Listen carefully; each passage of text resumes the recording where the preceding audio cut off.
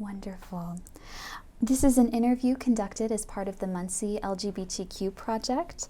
My name is Emma Cieslik. I use the she, her pronouns. We are recording at 9:30 a.m. on Monday, March 9th at the Oral History Laboratory on the Ball State University campus.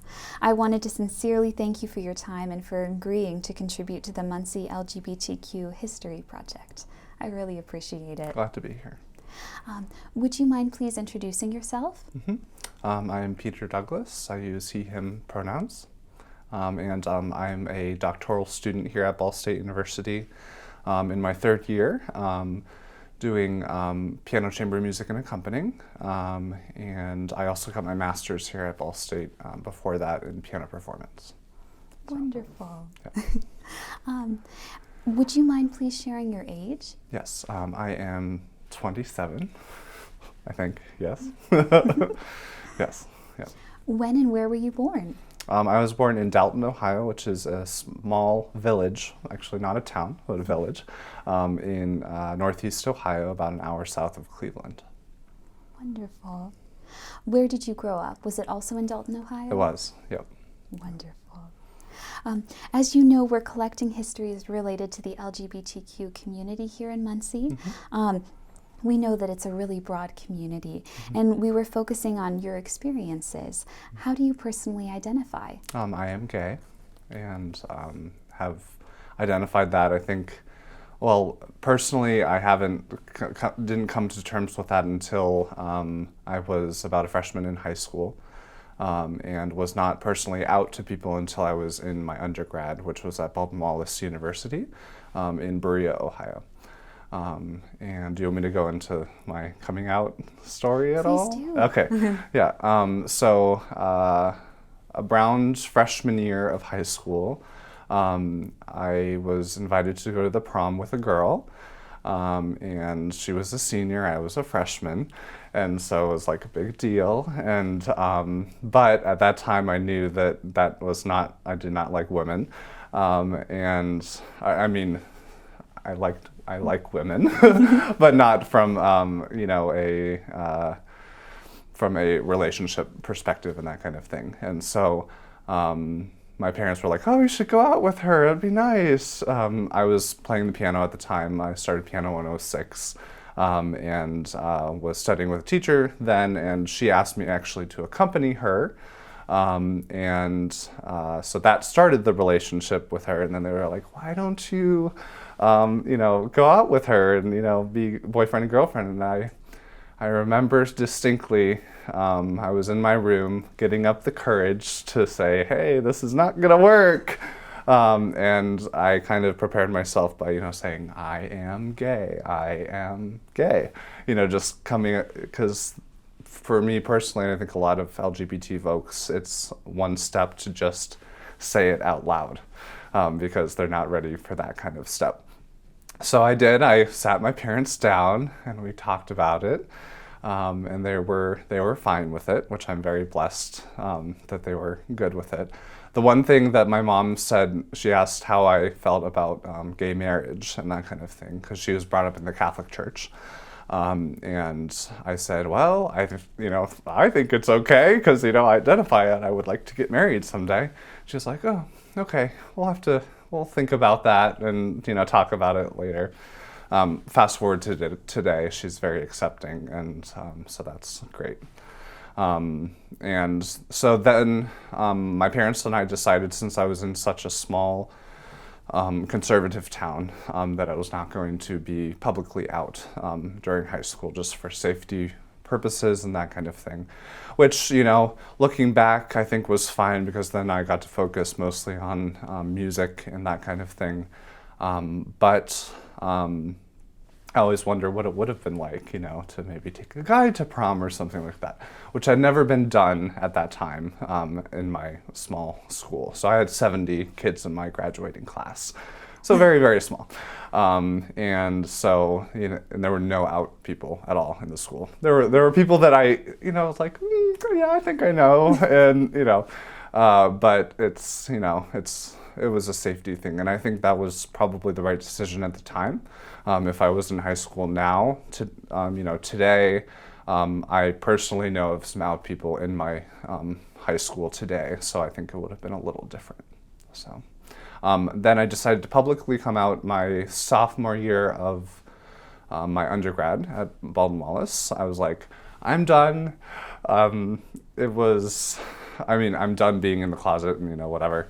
And I decided on the National Coming Out Day to do a video, but it was like I think it was like midnight on the day after. And so I was all worked up because it wasn't actually on that day. And I was like, whatever, it's fine. And my hair was just wild. I was like, oh, this is great. This is a great thing. So I made a coming out video and put it on YouTube and decided just to talk about this whole story of coming out. And then I talked about my hair quite a bit too in that video and how bad it was. And before that, I had started coming out to my different college friends and kind of, gauging the waters and, seeing if it was safe to do. I was very accepted by all my friends, which is wonderful. And then I posted that video that I made on Facebook and then changed the status to interested in men, and it was a big step. Looking back now, it seems a little trivial, but it was a big step at that time. And then we got a lot of wonderful feedback on Facebook that I have actually saved, and I'll look back on it to see, what people have said and all the wonderful things that they did. So that's kind of my coming out experience, and now I'm openly out here in Muncie, and if anybody ever asks, I will tell them, and I am not ashamed in any setting to make it known. So I've been very fortunate to not have any pushback from any places. One place, that I could get pushback is the Catholic Church. I've played at a Catholic church in Worcester, Ohio, growing up, and I'm not like, waving the, LGBTQ flag or anything, in service. I think I've challenged some of their ideas of, flamboyant, performance wear, but no dresses or anything. So, I haven't gotten that far, but they know, and I haven't, gotten any, pushback from that. So. I'm so glad that you had that experience. Yeah, I'm very blessed, very blessed. So. And then, have you always identified with this way? I know you mentioned that you knew about it as a young person. So I would say that probably a little before entering into my freshman year, I really decided that was how I felt. I think I felt those attractions earlier on, but I couldn't put into terms what exactly I was feeling. I had always said, oh, this guy's cool in my class, I want to be like him, whatever. And then finally I was like, I think I'm attracted to him. And, and then I, with the kind of the dawn of some chat rooms too online and that kind of thing, I was able to connect with some other LGBT folks, even I think without my parents knowing. Who knows? They probably knew that I was talking to people, on those forums or whatever online. But I actually do remember at one time being a little bit attracted to women early on, and I had a girlfriend in middle school, and I think we broke up nearly after Valentine's Day because I didn't really put much effort into it. I got her a used library book, and it was awful, and because she liked to read, so I thought I'd do that, and we broke up through a friend, so I told them that I didn't want to be with her anymore, and so, it was a lot of drama, and I had my first kiss in the back of a school bus with a girl, which actually I wouldn't count as my first kiss really now anymore, because it was just like, oh, kiss me, okay, sure. And actually, the person that my girlfriend, my first girlfriend was, and the person I kissed, had the same kind of name, but different spellings, if you know what I mean. So that was kind of interesting too. But yeah. Yes. I know that the online forum and the online setting was really important for meeting and engaging with other people in the community. Yeah. Would Yes. you mind telling me more about that? Yeah. I remember, thinking about, okay, if I'm gay, what does that mean? And then so I did, the Google search and that kind of thing. And I think somehow I happened upon a forum that was like 14 gay people. And I don't remember exactly. I think they were a lot of coming out stories and like reactions to that. And I just remember engaging with them and having a sense of, I'm not really alone in this, even though I don't know any other gay people in my life. And at that time, I didn't have any, family friends or anything like that I knew of.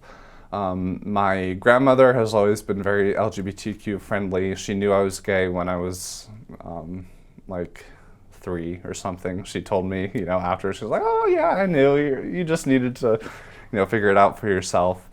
And my aunt and uncle on my mom's side also had a lot of gay friends and were very, hip and cool with that, and so I was, fortunate to have that support of them not only accepting or tolerating, but being like, oh yeah, we know some people and stuff. And my grandmother actually wanted one of her friends to talk with me.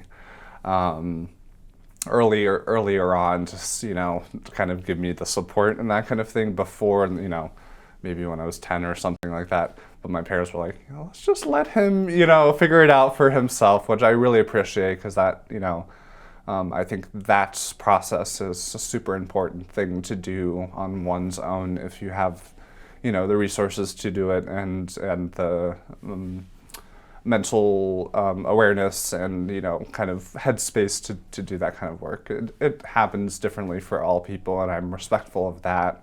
Especially that the coming out process can be it should be individualized. So that makes sense. Yeah. And this was one thing I was really curious to ask you. How has your religion affected you coming out? So earlier on, so I'm a ordained elder of the Presbyterian Church, was ordained in Dalton, Ohio, was chosen as their youth delegate on the session. So the session is the governing body that kind of helps make decisions for the church. It's not only on the pastor, it's the whole session body of elders that kind of do the decision making of the church. And they wanted a youth perspective, which I thought was great. And I was like, okay, sure, yeah, that's fine. And so I was ordained an elder. And at the time, I think when I was ordained, I wasn't quite like so totally like I'm gay and that kind of thing. But being gay defines me, but it doesn't completely define me as a person. So it's a tricky kind of balance, because you're gay, but it's not all you are, and that kind of thing. So, but anyway, I was aware of some of the anti-LGBTQ rhetoric that there is that people use from the Bible. And I, knew of it, but that never really kind of deterred me away from coming out. So on the opposite end, I have a twin brother who used to be my twin sister. And he was very adamant about the bad things about LGBT, like LGBT being basically in terms of how it's talked about in the Bible. And it was like, oh, you're going to go to hell, this is, whatever. And the funny, thing is that they've kind of did a whole 360 and, came out first as queer and then now as transgender and are making their transition. And so it was interesting because then they did all the research of, looking into people who have studied those scriptures from a historical perspective, seeing kind of, the different, there's not only the man lying with man, that kind of thing, but then there's shellfish and all those other things that we just kind of toss off. And why can you toss off those things and not toss out, So that's, that's a whole nother thing. Excuse me. And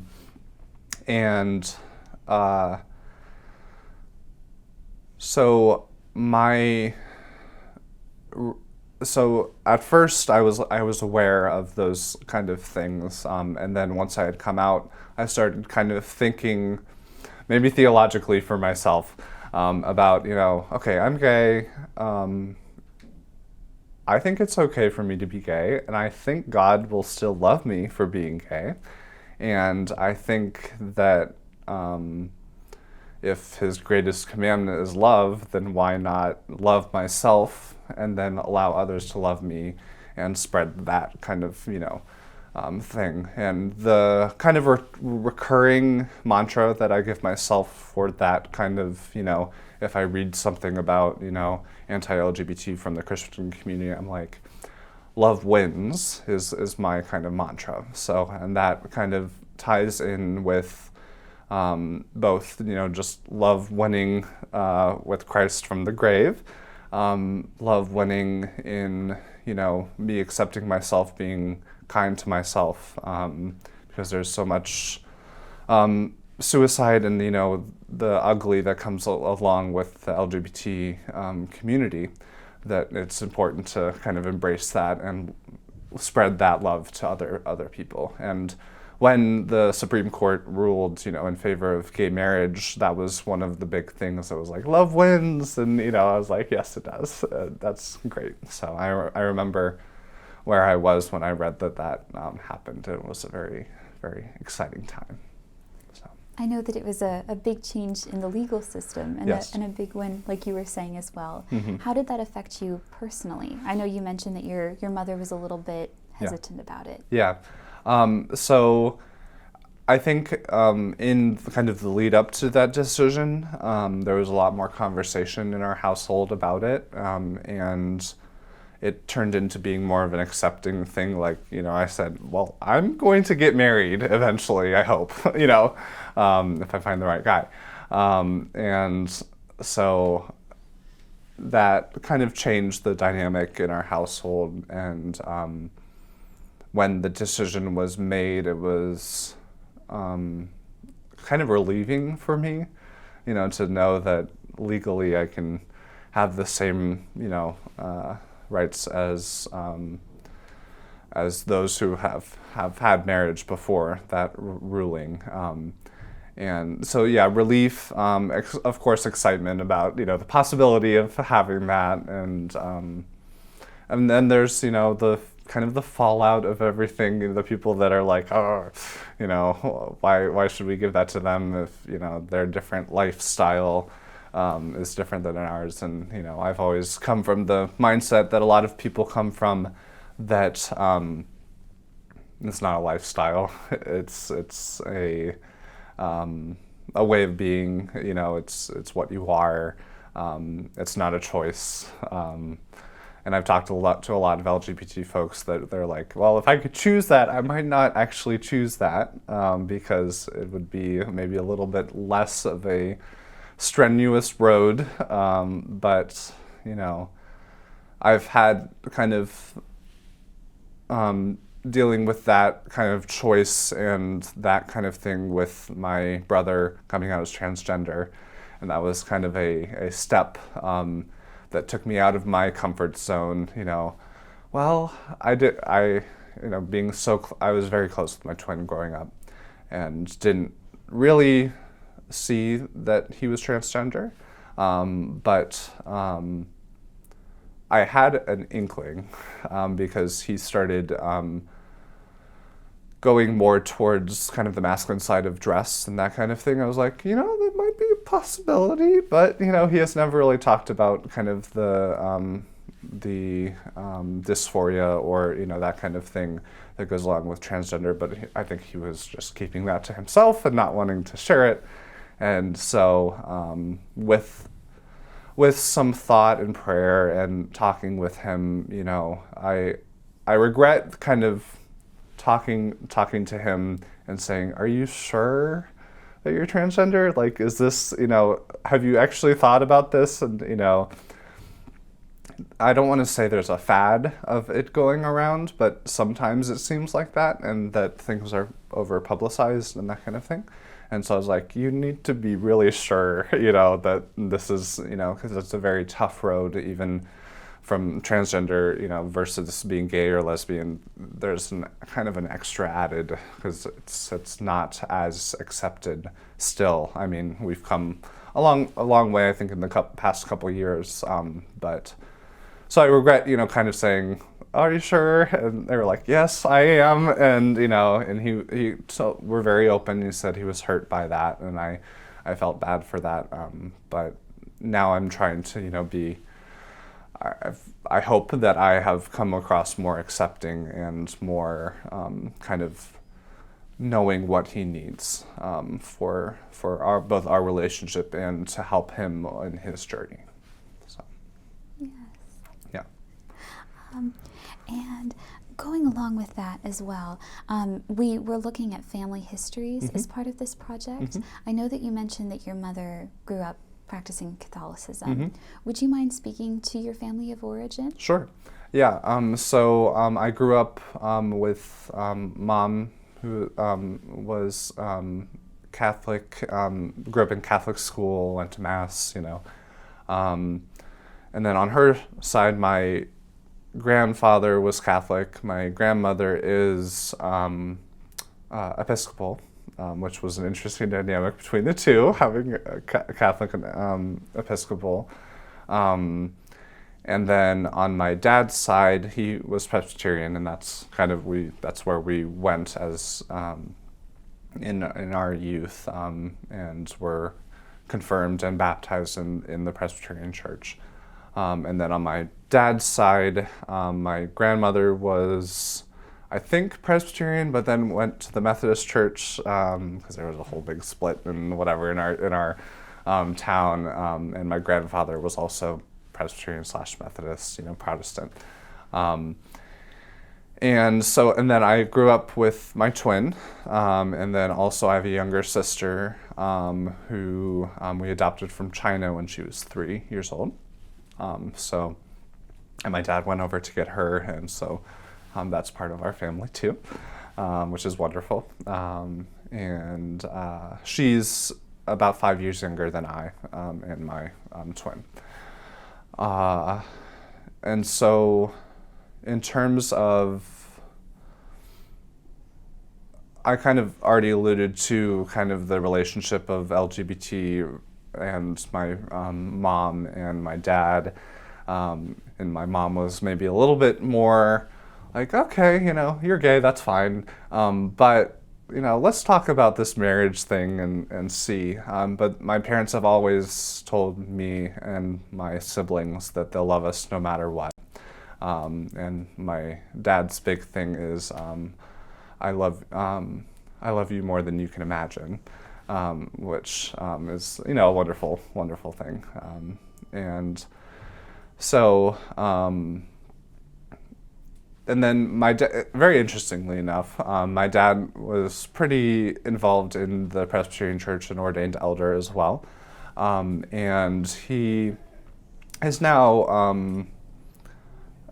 what's the word, without religion, atheist. Yes, which is very interesting because he was very, very gung-ho, but he's always had kind of a logical kind of mind that wants to see the logic in everything. And I haven't really talked in depth with him about what that change was, but he kind of made it very clear a couple years ago that, religion's out for him, and that, he more identifies with kind of the logic, and he also is very interested in ethics and that kind of thing. And so that has kind of changed our relationship a little bit, that he's very open about any ideas about religion, and you can ask him about your questions you have, and he'll talk about that, and he also challenges some of your ideas about things, but he's very respectful excuse me, about those ideas, and still very supportive of the church work that I do and that kind of thing. So that's wonderful. Yeah. And then you had mentioned your grandmother. Are there any particular relationships that have shaped your life in any important ways? I would say actually that probably my relationship with my brother, twin brother, has probably been one of the biggest shaping relationships, because he had that kind of turn from being so anti-LGBT to kind of a 360. And that, I think I didn't realize how much that had an effect on me. And actually when I came out to him, it was over text message, which was terrible. It was on, I think, New Year's Eve, like a couple months after I had come out to my parents. So my parents were first, and then came out to him.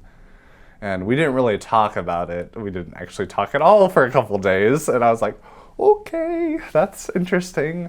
But then his kind of discovery of different resources, and then coming to terms with his own identity has kind of shaped who I am. My grandmother, being Episcopal, I think had an effect on me, and I've always felt her love from both, particularly my grandmothers. I've always felt very close to them. My grandmother on my dad's side, she was always very involved in music and would take me to piano lessons, and I was also a ballet dancer growing up too, and would take me to that. And then my grandmother on my mom's side, Episcopal grandmother, she would love if I said that, Episcopal grandmother. So she'd be like, yes. She was more involved on the horse side of things. So she has horses, still does have horses. And she involved my brother, was involved in the kind of horseback riding and that kind of thing. But she also, it was always wonderful to go to her house and, just feel the love and that kind of thing. So that's wonderful. And going along with that, the focus of our project is looking at the LGBTQ community here in Muncie. Yeah. And I was curious, how long have you lived here in Muncie? So let's see. I think it's been 5 years that I've been in Muncie. So I did 2 years in my master's, and this is year 3 of my doctorate. And yeah, I moved right after my undergrad.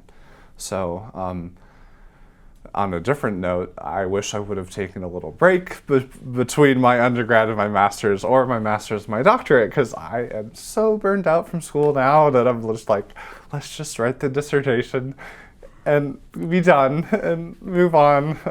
I mean, I've been very blessed by all the opportunities that I've had here, having an assistantship, being able to pay for my own, way through college. So I'm very blessed with that. But also, I mean, I really like Muncie, but I'm also looking forward to maybe some opportunities beyond. So, yeah. Yes. Yeah. How does the living in the Muncie communities compare to living in previous cities? Because I know you're from Dalton, and you went to college in Berea, Ohio. How do the LGBTQ communities that you've been there compare to here in Muncie? Yeah. So Dalton was very different because I wasn't out, so I didn't really feel the support that I did in Berea or here in Muncie. Partly because I, just didn't pursue that.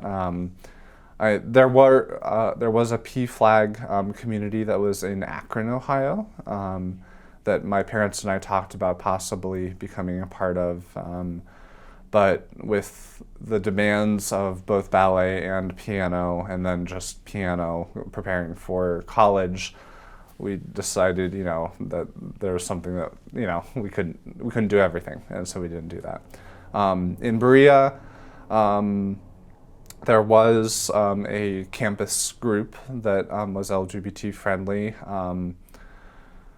I was not really an active part of that. I knew gay people there in Muncie, and so I kind of built my own community with that. And maybe I could have been more involved with that, and that may have helped along with things. But it's always been kind of hard balancing practicing schoolwork, church work, personal stuff, and extra involvement with groups. So it's continues to be a challenge of where do I put my priorities, and what can I excuse me what can I do to continue everything that I want to do. So here in Muncie, I have felt more a parent's kind of community in the LGBT community, because I think partly because I've kind of opened up more to people, and having been here, I guess this would be the longest that I've been in a community outside of Dalton, because I was in 4 years in my undergrad, that I've kind of necessitated, I don't know if that's a word, made it necessary to be, kind of try to include myself in some of the LGBT community here. Again, I have on Facebook, I'm part of the outreach, Muncie outreach, community or whatever. I have not been involved in that, regrettably. And so again, it's just kind of creating my own community of kind of LGBT folks, and particularly with businesses like Queer Chocolatier, which I adore, and the people that run it. I have, kind of built that, and can talk to them too about, certain things, kind of on a different level from maybe some of the personal things to talking about, higher level, issues and that kind of thing. So. Yes. I think I'm familiar with Muncie Outreach, but Okay. would you mind explaining it? So I believe it is both a camp. I think this is just guessing, because I can't remember exactly, but I believe it's a campus group that is also connected with Muncie, that is a group for LGBT folks. They put on different events. I believe they've done proms in the outside of schools for LGBT folks, and they have various fundraisers that they're always putting on to raise funds. I believe they do some outreach for folks that are not accepted in their family and need more resources for living, either on their own or kind of that extra support. So, yeah. And then how would you describe the LGBTQ community here in Muncie? I would describe it's interesting, because it's not,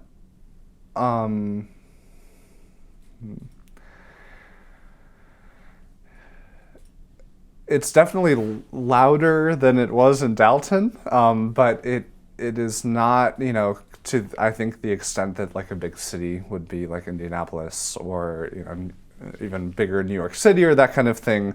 But I do feel a sense of kind of community within Muncie, and if you want to be involved in it, there's definitely a lot of opportunity for that, and then there's the support that's kind of there. I have not received or been victim of any kind of backlash of being gay here in the Muncie community, but to be honest, I stay most of my time in Ball State, which I think that's a good thing to bring up too, is that I think Ball State itself may be a little bit more accepting, and then once you get into the bigger Muncie community, there may be a little bit, more pushback. Not to say that there aren't LGBT folks outside of Ball State, because I know there are for a fact, but it seems that maybe a little bit more, I don't want to say liberal views, but maybe liberal views at Ball State, and then once you get outside of the bubble of Ball State, it can get a little more conservative and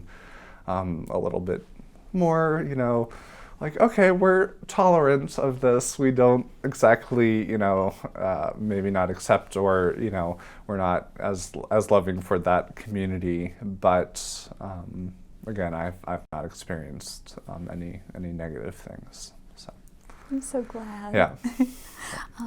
And that raises what we were curious about with your educational background. Can you tell me more about the relationship between the university and Muncie? I know you discussed it being more accepting and open here on Ball State's campus versus the rest of Muncie. Yeah. So again, I would say that it's more open here. I'm not sure if I can say anything more than what I just said about that. I think, so going back to the church setting, I think there's definitely churches that are more progressive and more accepting in the community that ties into the Muncie community rather than Ball State community. So Grace Episcopal Church was the first church that I attended when I came to Muncie, and was choir director or choir assistant, senior choral scholar thing, whatever. Was involved in the music ministry there, and they're loudly, open about things, and had a fill-in priest that was openly gay, or actually a rector, priest in charge, that was married to another priest there, and so obviously we're very accepting and cool about it, social justice inspired. I've also been involved in the Unitarian Church somewhat, having friends there. I wouldn't say that I'm, I don't know if I've ever actually attended a service there, but I've been to some of their concerts and that kind of thing, and that I think is on the very kind of outlier of kind of the religious community here in Muncie. Not that they're an outlier or anything, but their views are so progressive that friends that I talk to about the UU Church, they're like, oh, the UU Church, okay, cool. And I'm like, well, they're cool people, and they have, independent thoughts, and, they're not afraid to question anything, and they're just, really cool people. I think if you would label a church as cool, it would be probably the Unitarian Church, because they just, they just talk about, social justice stuff, and, they're very mindful of all different religions or lack of religion in their community. And so I've definitely thought about that in my religious upbringing, when I was like, I wonder if Presbyterianism is, the right kind of way for me to go. And I think I still kind of am part of that just because I was baptized into it. But honestly, and I've told people this before, that I more identify with the Episcopal faith, just from the liturgical perspective of having communion every Sunday and that kind of, thing. But I'm also from the mindset that my music is my ministry, and that, that kind of provide that, and that helps with my spiritual growth, is kind of what I get out of the music making and from those relationships that I build with people. And then, so we have the Unitarian Church, then I would say we have Grace Episcopal, kind of going from more accepting into, First Pres. I would say, I mean, we don't talk about it that often, but when it is talked about, people are like, oh yeah, whatever, it's okay, But that also may be because the people that aren't okay with it don't really talk about it. So, because I know within every church and every, denomination, there's always folks that feel differently, and that's fine. I'm not here to change their mind on things, but I just would ask that they be respectful of those of us who, live that way. And then kind of beyond that, I don't really know the other sides of churches because I haven't really been involved. I've played at High Street United Methodist Church. I have no idea what they're doing now with the split in the Methodist Church over gay marriage and and over ordination of LGBT folks. I haven't heard exactly what their stance is going to be. I know some churches are, there's a split of, for and against, and so I'm interested to see if they make public what their choice is going to be. And then kind of you go then into Baptist churches and those kind of things, and I tend to steer away from getting involved in that. Not that they're wonderful people, and I've met people from those churches and things, but I've also learned to protect myself in terms of, knowing that I identify better with the principles and things that in kind of the Episcopal, Unitarian, Presbyterian side of things, I know that's where I'll be accepted and where I feel most comfortable. So, Yes. yeah. And do you consider yourself a part of the LGBTQ community here in Muncie? That's interesting. So I would say yes and no. So I think I give the support to my friends and the people that I know that are LGBTQ, and I try little things that give off the aura that I'm accepting and people can come to me, like putting my pronouns in my email signature, which I've done for a long time since being involved in the Transgender Singing Voice Conference at Earlham College. I've been in both, volunteered for both of those conferences, being pianist for those, and that was one way of them suggesting, if you put these in there, people will either ask you why you put them in there, which is a great conversation to have, or they'll say, or maybe they'll think, I don't know what other people are thinking, but this is just kind of hypothesizing, that they'll think, they have their pronouns, so maybe I can share with them my pronouns, and if I have questions about my gender identity or something, maybe they'll be a cool person to talk to. So just those subtle cues, I think those are small ways that I can kind of be involved in showing the love that I want to for other people. I regret not being as involved as I can be in kind of the bigger LGBT community in terms of groups and that kind of thing. But again, I'm trying to get through school, and putting some priorities where they need to be sometimes has to happen. And unfortunately, that means other things kind of, I'm supportive of this, but I'm not going to get involved because I don't want to, half-ass or, do something, that, I just want to kind of put my best foot forward and have the support for the things that I want to support, but then also have a priority of things. So. Yes. Mm-hmm. You have mentioned that there are certain groups and Mm-hmm. support and resources. Would you mind talking about those resources? Yeah. So I know of the Muncie Outreach, and there's, I believe there's a Facebook group that I'm a part of that, they post about various events they have, but also articles about, various things from nationwide problems or issues or that kind of thing to, very localized things. Other resources within the community, there are LGBTQ businesses like Queer Chocolatier that have made it very apparent that, they're there to be part of that community and to kind of inspire that. going beyond Muncie, of course, there's the Trevor Project and those kind of resources, the suicide hotlines and that kind of thing that I'm always a big proponent of making aware to people, because you really never know who really needs those kind of resources. And so whenever I have a friend that shares something like that, odds are that I'll, post it on and say, hey, just so you know, this resource is here. I'm not saying that you need it, but I have actually shared some resources with people that have been very kind of down in the mental health kind of not spectrum, but kind of not in a good place. And so I'm thankful to have those resources that that I can kind of pull on and suggest to them. So Yes. yeah.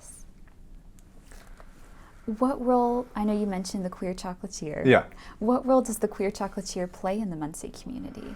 I would say they play a important role in having a actual visual representation of kind of the LGBT community, like as a storefront, as to business owners that identify as LGBTQ.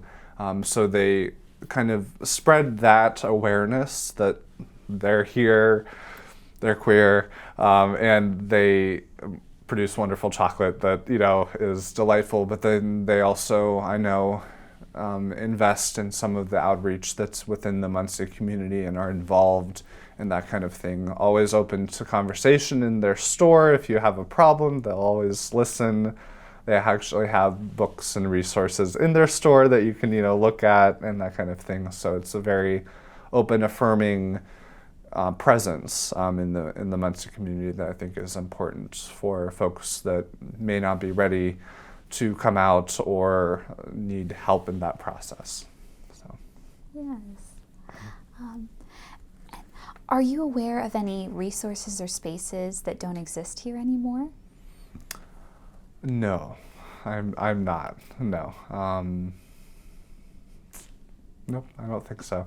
The other kind of resource that I have, or place that I identify as maybe a place for LGBT folks is Mark's Taproom, which I actually have never been to, regrettably. My friends keep saying, you have to go there just to experience it, whatever. But I know that's another place that I believe in the past has been kind of a meeting place for LGBT folks that when there was not as much acceptance around. So.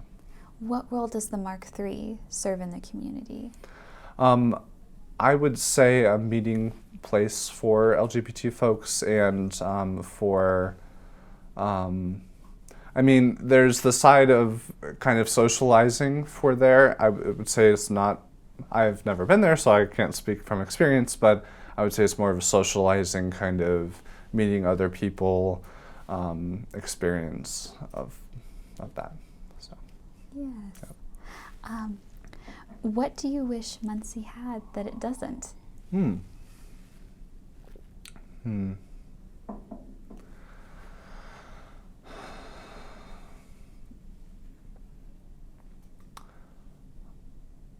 I'm not aware, and this could just be from my shelteredness of being at, spending most of my time in the practice room at Ball State, but I wish,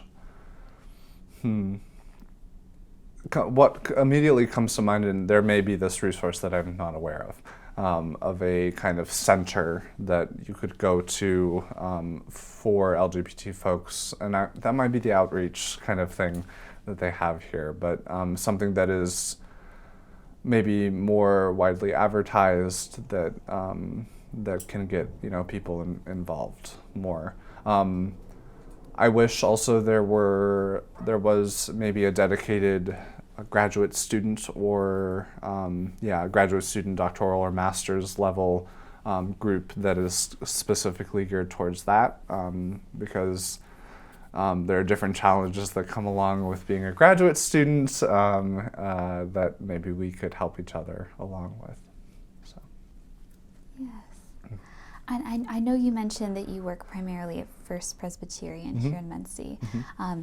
I know that Grace Village Mm-hmm. is a place. Would you mind speaking more to what that is? Yeah, so Grace Village is a combined ministry of the Lutheran Church and their leader or moderator, whatever you'd like to call him, friend, colleague, whatever, Robert Abner is a wonderful person. He's a ordained Lutheran minister and serves at Lutheran Church of the Cross, but also is head of the Grace Village. And so that is housed in in First Presbyterian Church right now.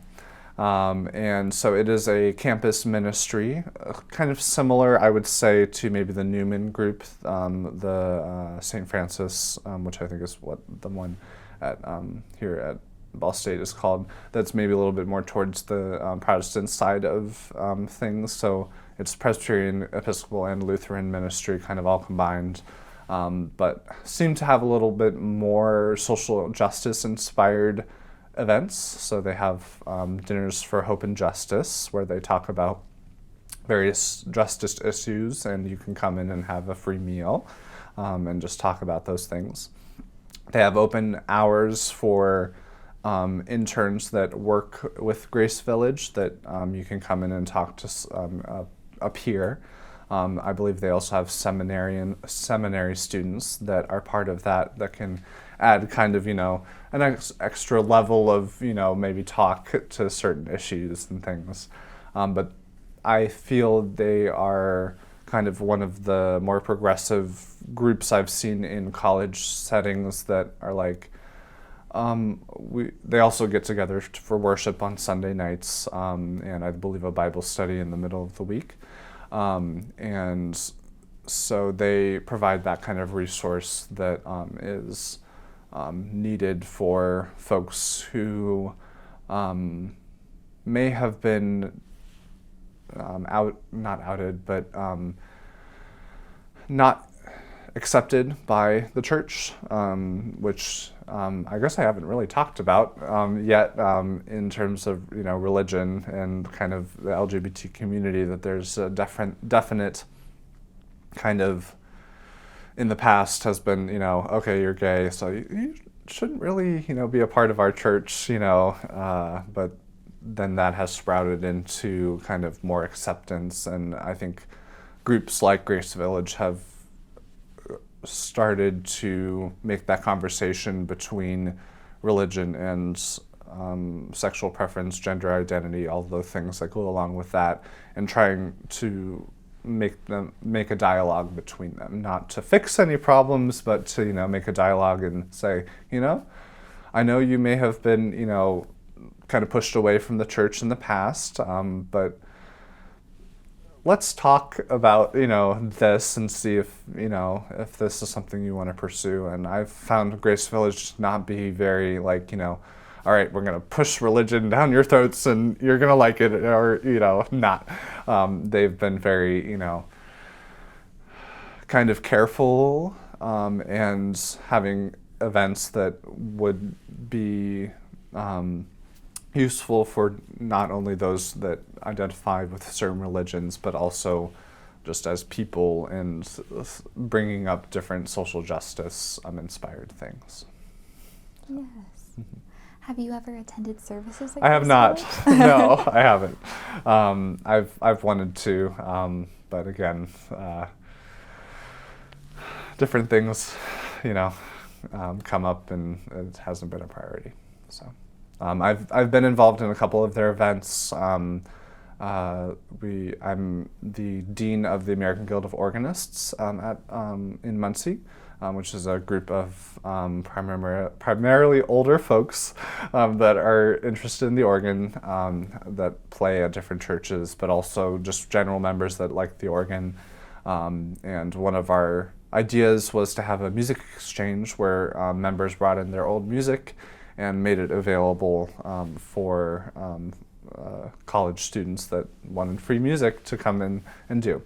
It wasn't as well ever advertised as I think it should have been, because there wasn't like no one that came.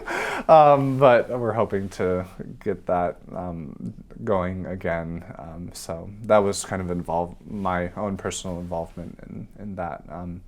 And I've been involved as a member of Grace Village that also is tied with, of course, Grace Episcopal Church, because they're kind of tied into that. That does the first Thursday art walk thing downtown, and I've been involved in doing performances at Grace Episcopal Church for that. So I've been kind of involved, but not actually in the service, doing things. So. Yes. Yeah. What was the name of the person working in that position? Marky Oliver. So awesome. Yeah. Thank you. Yeah. Yep. And going along with that, how do you see the Muncie LGBTQ community? Is it visible in the wider community? Do people know about it? I'm sorry, can you repeat the question? Yes. The LGBTQ Muncie community, Mm-hmm. would you say that it's visible in the wider Muncie community? I would say it's becoming, especially with businesses like Queer Chocolatier and that kind of thing. Yeah, I'm not sure how, because I think I'm biased towards the Ball State view of things, because that's where I'm mostly involved. But in the Muncie community, I would say businesses like Queer Chocolatier and maybe some of the events that they have through outreach may kind of broaden that. So. Yes. Mm-hmm. And one thing that we were very interested about is, what has it like to be gay in Muncie? Mm-hmm. I mean, it's felt good. I mean, it's felt natural, and I haven't had to hide anything, which is always a good sign of things, because I've spent so much time in the closet in high school and that kind of thing that it's not really worth for me, doing that anymore. And I'm open to conversation with people that feel differently, and I try to be very mindful of that and not attack anything, So overall, it's been a very good experience being gay in Muncie, and having the support from the folks that I've met, and the kind of the community that I've built for myself. Yeah. It's wonderful. And that connects right to one of the other important topics in the interviews that we were looking at with religion that you had brought up a little bit earlier. I know that you mentioned that you're an elder in Dalton, Ohio. And one of the exciting things was that in May 2011, Amendment 10 allowed a local church session to consider gay and lesbian individuals as elders. How has that impacted you? That obviously has led me to be an elder. It had never been really on my radar, because I just assumed if I was a good fit as an elder that I would be ordained, and that would be the end of it. I guess when that amendment did come up and was official, I was like, oh, why would that be a problem? Because, we're just, people like any other people. Why shouldn't we have, the opportunity to serve in a leadership role? So. Yes. Yeah. Have there been any other previous leaders at First Presbyterian or the other churches or congregations you've been a part of that were openly part of that community? Yes. So I mentioned Grace Episcopal Church has had openly gay ministers, rectors, priests in charge, a visiting priest as well. And I'm trying to think, in Dalton, no. That's not too surprising, because except for one person that I'm not sure if he was actually, I know he was LGBTQ, but I'm not sure if he was part of the leadership of the church. And then in the Unitarian Church, I know of quite a few people that are LGBTQ, that's kind of where, that seems to be where most LGBT folks gravitate towards, because the Unitarian is so like, we accept anyone, regardless of, you know, anything you identify by. Let's just get together and, you know, talk about things. And so, yeah. Yes. Looking at, I know you had mentioned a little bit earlier too, have any other congregation members asked about your sexuality? No, but I've learned very early on, when coming to a new town and starting a new place, that I get to determine how I'm viewed, and I try to make it apparent that, so if they ask, oh, do you have a girlfriend? Not exactly, and I don't have a boyfriend either right now. And so then you know, it's a subtle but kind of funny way of, you know, saying, you know, I'm gay. But I have gotten, you know, oh, how's, you know, are you seeing anybody or anything like that? And I'll try to, you know, subtly say that, oh, no. And so I try to, within reason, you know, make it clear that I am gay, and that I don't want to put up that kind of extra persona of being a straight man when I'm not, so yeah. Yes. And I know that you had brought this up a little bit earlier with the idea of people encountering difficulty in being open about their sexuality in church. Have you, I know you haven't experienced that personally, have anyone that you've been in contact experienced those things? I have heard of music ministers being fired for their sexual orientation, which makes me enraged and very not, you know, that's obviously not right in my book, and I don't always know what the reasoning was behind that. I have a feeling that if I was maybe to be a music minister in a Catholic church and wanted to get married, that, you know, then I might be ousted, you know, which, you know, is interesting. So that has steered me away from kind of looking for positions in the Catholic Church just because of that. But other than, yeah, being fired for being gay, I know some people that have kind of been pushed out, maybe not actually pushed out, but kind of like pushed away from the church because of some of the things that they teach. And, you know, that the one day that when they decide to, you know, talk about the Corinthians passage where, you know, some of that stuff comes up, and then they get offended by it, and then they're like, okay, we're just gonna leave, you know, and never come back. I wish people would stick around and talk about it, you know, and trying to work through that, because I think for me personally, when I'm listening to a sermon or, you know, thinking about scripture or something, I try to come up with my responses to those things and not necessarily being told what to think. And that's kind of a generational thing too, I think, is that sometimes folks, you know, okay, the pastor said this, therefore it's true, therefore I need to do this.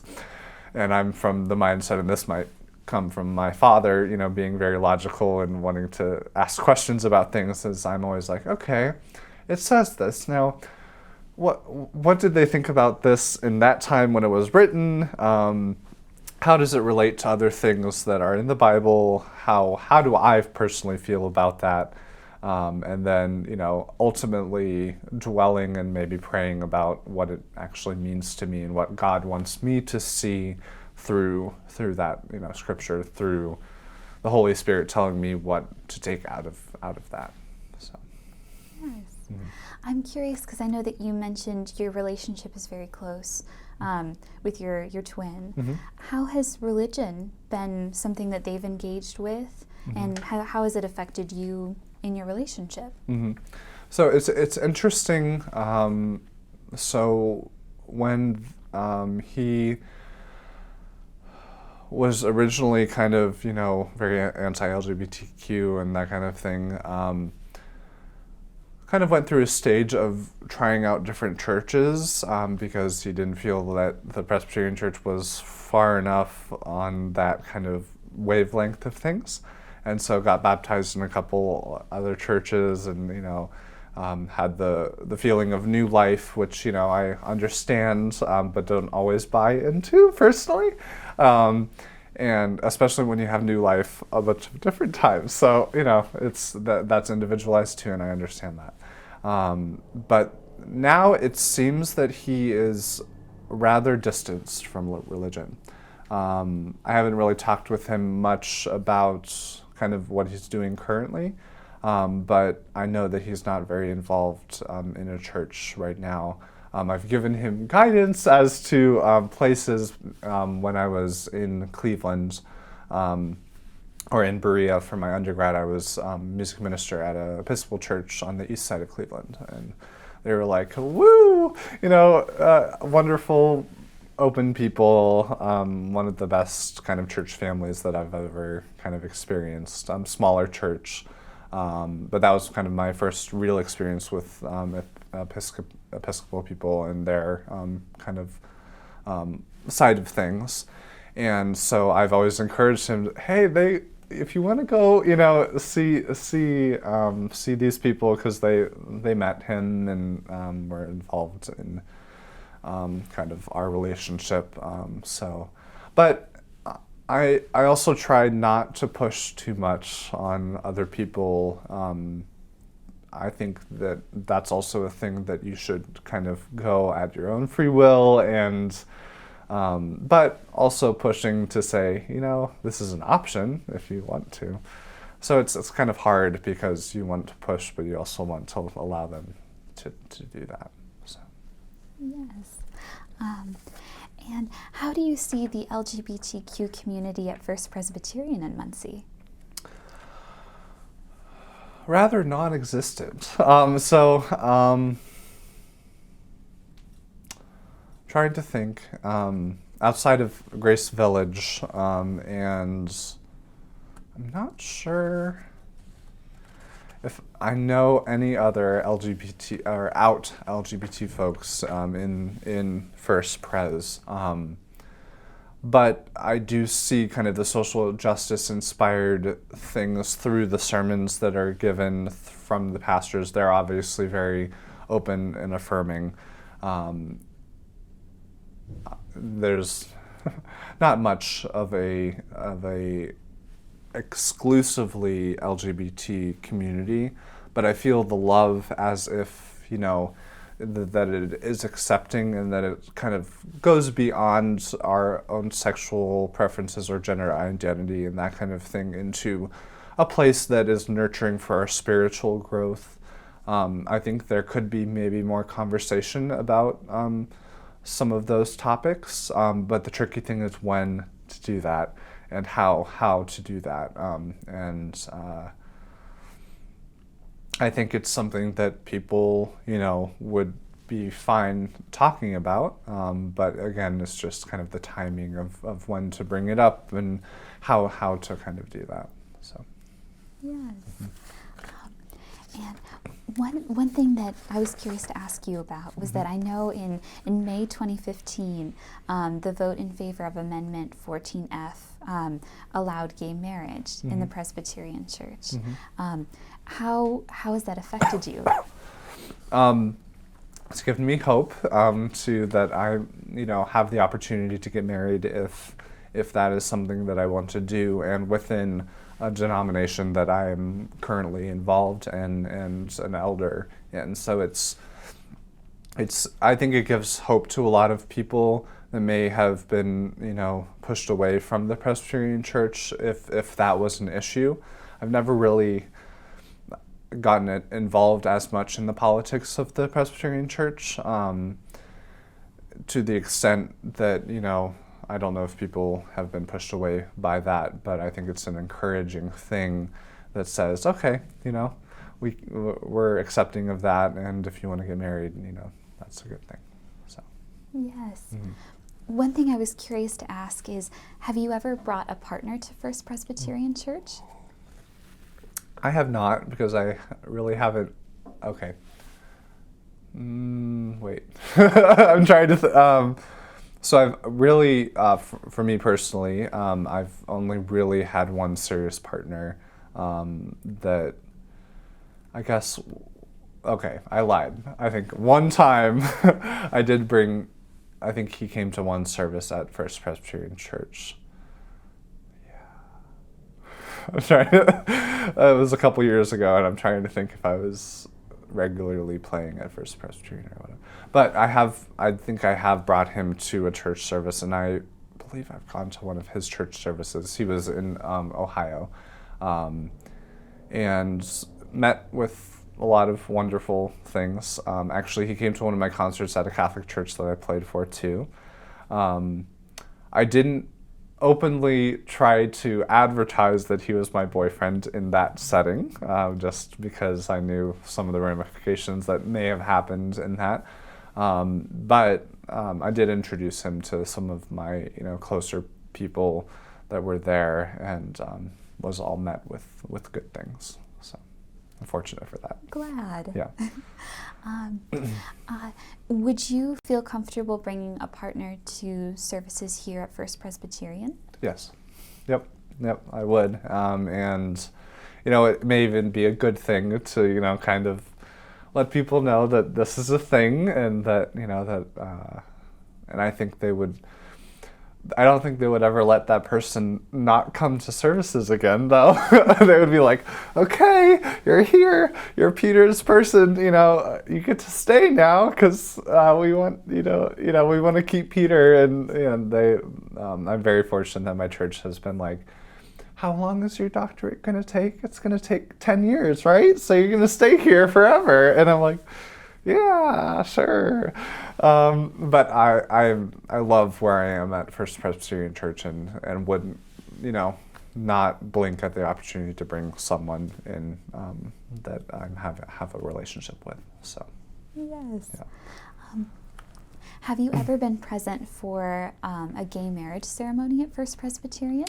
Not at First Presbyterian. The only gay marriage that I've been part of was actually a past priest that was at the Episcopal Church that I was serving in Cleveland, Euclid, Ohio, actually.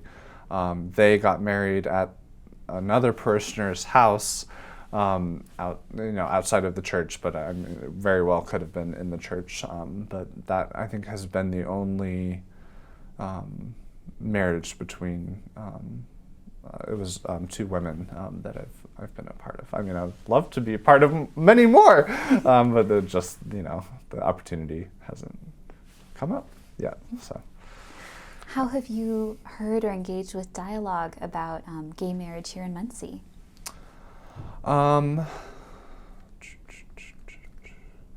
My main dialogue has been with probably just friends at Ball State and that kind of thing.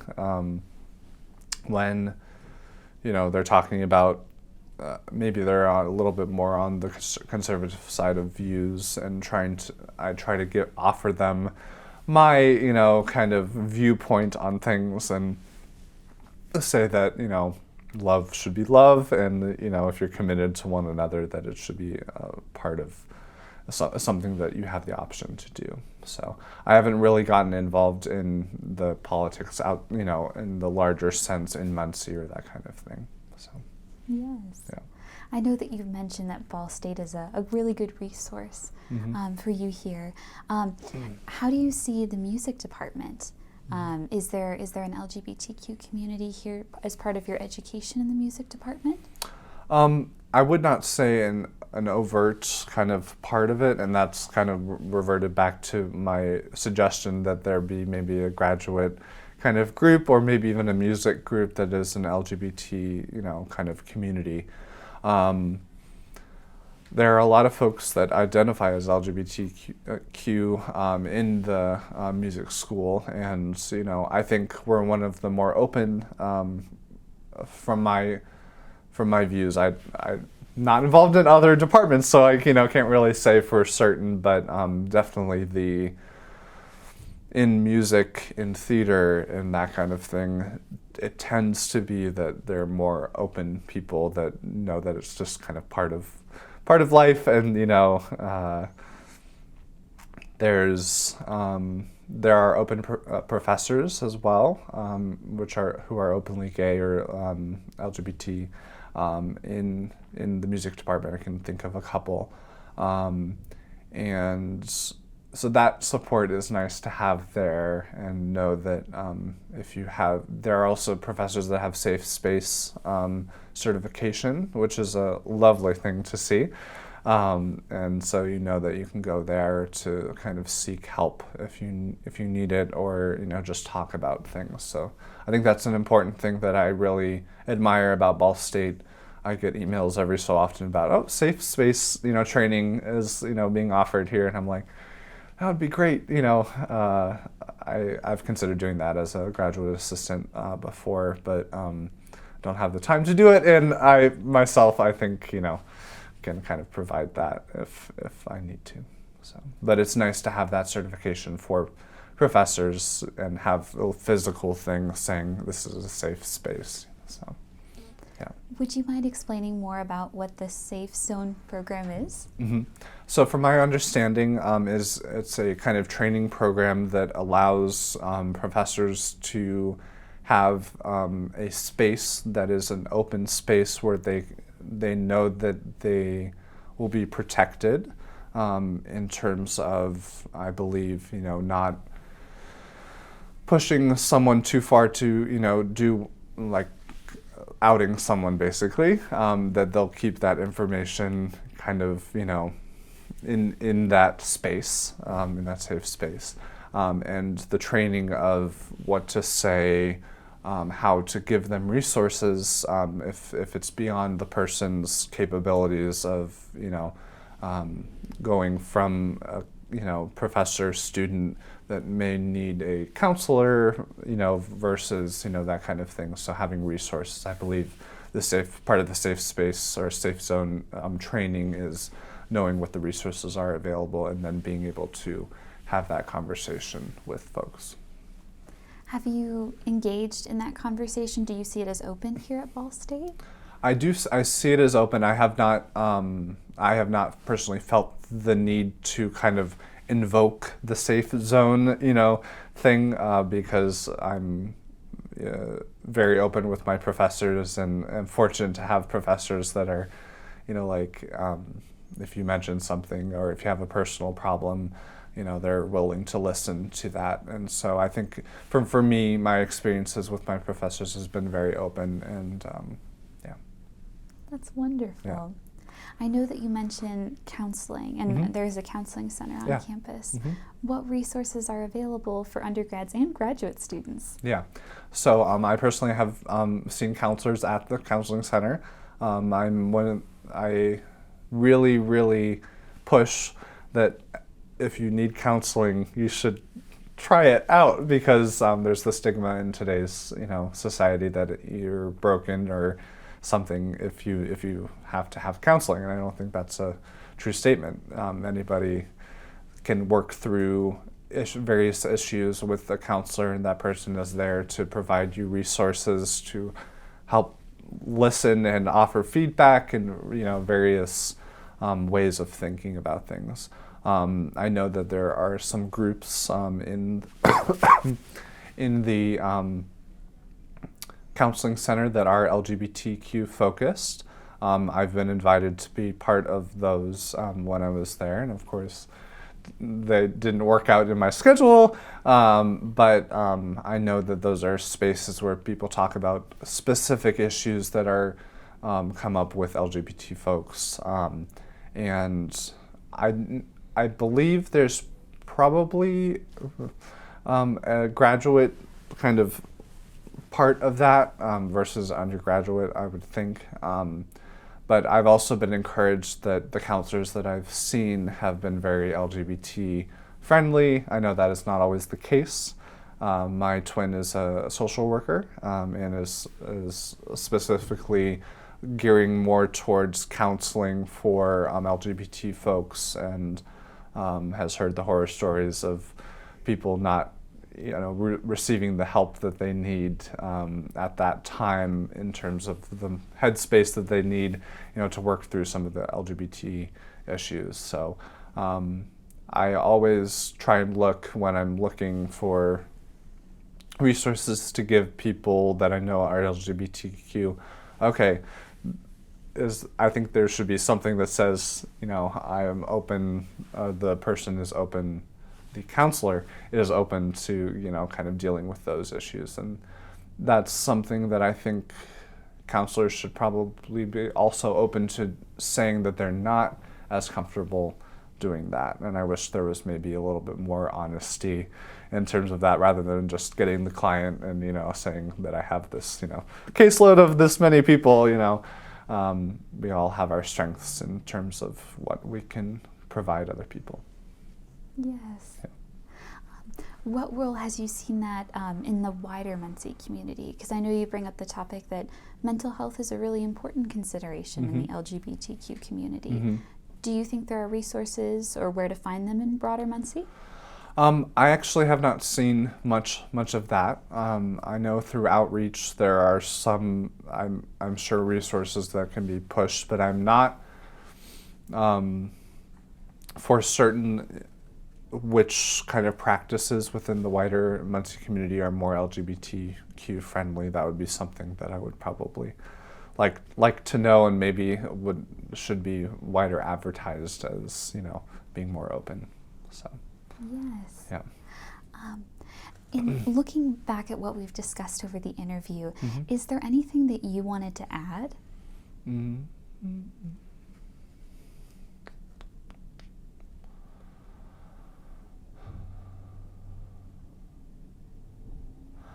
I think, and this kind of ties into today's society, that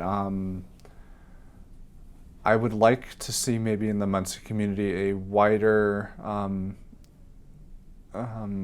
not appreciation, but distinction between sexual orientation, gender identity, and those kind of issues. I wish there were more widely maybe available resources for people, maybe more sessions about, especially for educators, graduate assistants, professors.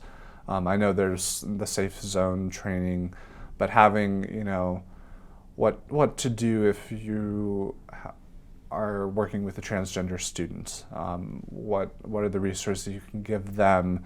What are the things that you need to do to make them feel the most comfortable?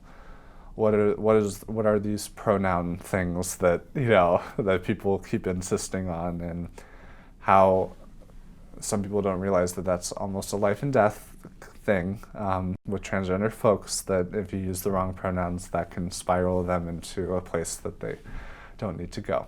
And so I think having the pronoun talk especially is one way to start the conversation about things, and not that it's just, it's just nice if I, remember to do this, but kind of a mindset change that I've gone through that I wish more people would work through, that kind of thing. So I've worked with the Transgender Singing Voice Conference at Earlham, and Earlham, is more social justice inspired in their curriculum than Ball State, I would say, is. But I wish we would maybe have the time and workshops that kind of tie in those questions, and have a space for dialogue about how do I approach this, thing without offending someone? What do I say if I get the wrong pronouns?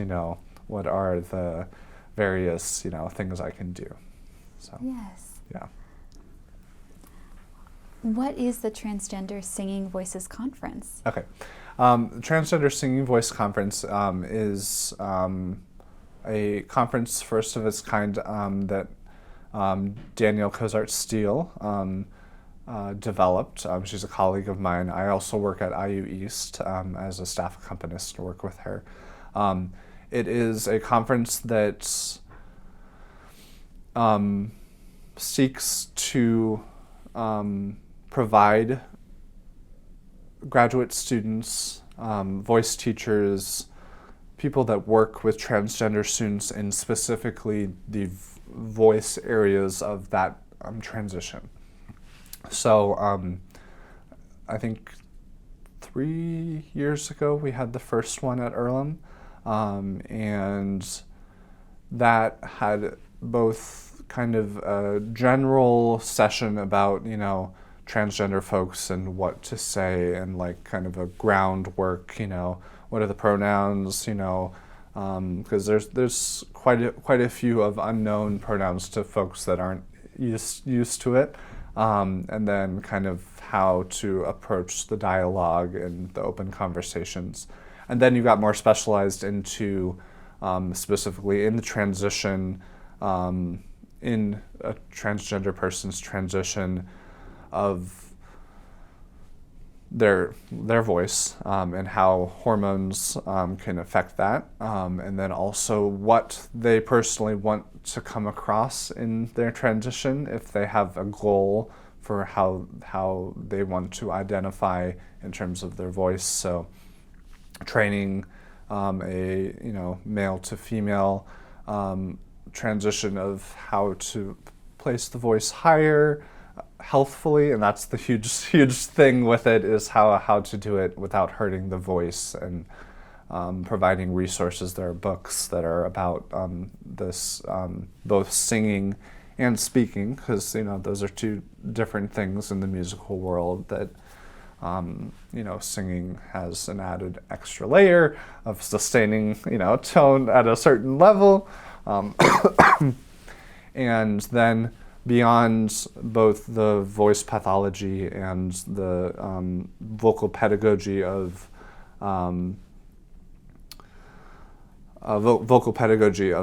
actual singing, then you go into kind of the more social issues of what is a person's voice and how does that affect them in the broader day or the broader world. How, you know, the voice is one of the most personal instruments in the world, and it's tied to your being. And so when you give instructions or corrections in, you know, voice training, it can be a very personal thing where, you know, we need to make sure to say, this is not against you as a person, this is your voice, and, you know, this is what I want you to do.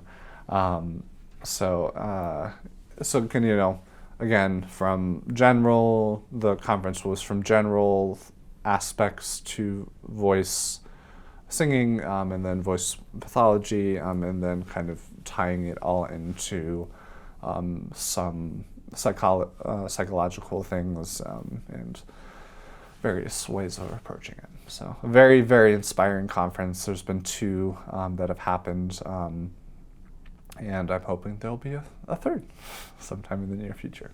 That's very exciting. Yeah. Connecting that to the Muncie community, Mm-hmm. I know from your family experiences, you have an idea of what the resources that people need. What do you see as resources for transgender individuals in Muncie? That I'm not quite sure. I know a couple transgender folks in the Muncie community, but I'm not as close with them. I think within the outreach, again, can provide resources for them, but I'm not exactly sure on what other things there are. I know within like Grace Episcopal Church and UU Church, they have transgender folks that I do know feel community within those churches, so that's a plus too. Yes. Yeah. I think those were all of my questions that I was curious to ask. Okay. Was there any questions that you wish that I had asked throughout the process of the interview? I don't think so. Yeah. I really appreciate your time and help with this project, and Sure. I really appreciate your contribution to the Muncie LGBTQ project. Sure. Thank you. Thank you.